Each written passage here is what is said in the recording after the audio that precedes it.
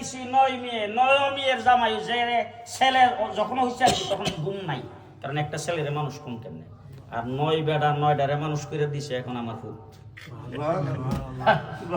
9 জন আলেমের কাছে হাফেজে কোরআন, আলেম, মাওলানা মুফতি, এক একজন এক এক মাদ্রাসার মুহাদ্দিস, মাদ্রাসার মুতামিম, তাদের কাছে মেয়ে বিয়ে দিছি।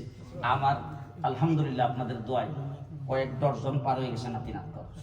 সব দিকে একত্রিত করে বলছি, জীবনে কোনোদিন আমার বংশের কেউ স্কুলের বারিন্দা দিয়েও যাবে না, কারণ আমি মৌলবী ঠকছি, আমার বাপে আমার মৌলবী বানায় ঠকছে, আমার বাপে যেমন আমার মৌলবী বানায় ঠকে নাই, আমিও তোমরা মৌলবী বানায় আমিও ঠকদাম না, তোমরাও ঠকদাম।